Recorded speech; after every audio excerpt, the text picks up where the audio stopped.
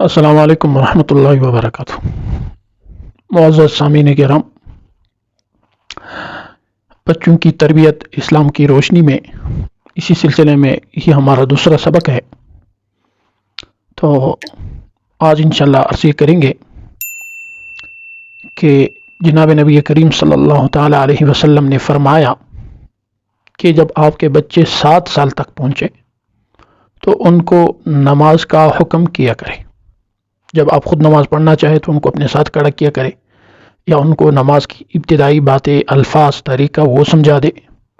اور جب یہ بچے 7 سال سے لے کر 10 سال تک پہنچے اور پھر بھی وہ نماز کا عادی نہ بنے تو آپ صلی اللہ علیہ وسلم نے فرمایا کہ آپ ان کو مناسب تنبیہ بھی دیا کریں تاکہ وہ پہلے سے ہی نماز کا عادی بنے، اور اپنے بچوں کے بستر ایک دوسرے سے الگ کر دے۔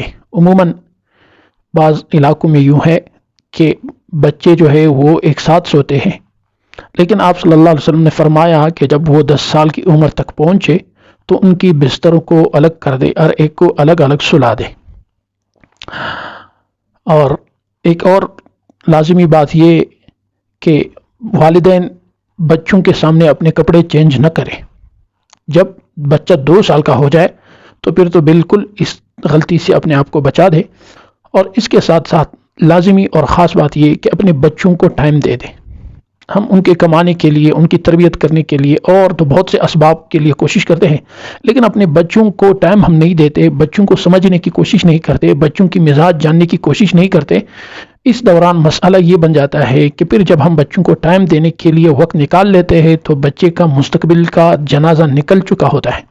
لہٰذا اپنے بچوں کو ٹائم دے، اپنے بچوں کی مزاج کو پہچان لے، اپنے بچوں کو دیکھ لے کہ یہ بیٹھ کہاں رہا ہے، کس کے ساتھ بیٹھ رہا ہے، کیا مزاج اور کیا اسباق لے رہا ہے، اور اس وقت اس کی فکر میں کون سی باتیں آ رہی ہے اور یہ باتیں کہاں سے آ رہی ہے، یہ چیزیں سمجھ لے۔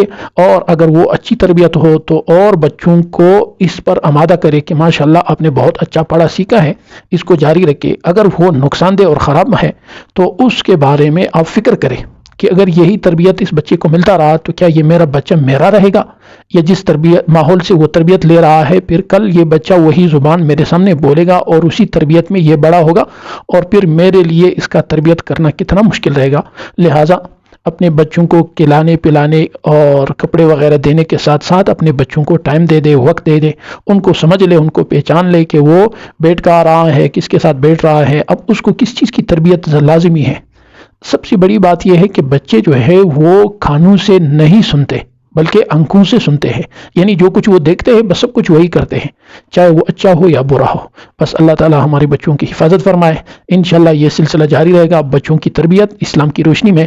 انشاءاللہ آئندہ سبق میں سورہ لقمان کی وہ نصیحتیں جو لقمان حکیم رحمہ اللہ نے اپنے بیٹے کو نصیحت کی تھی وہی بیان کیے جائیں گے۔ السلام علیکم ورحمۃ اللہ۔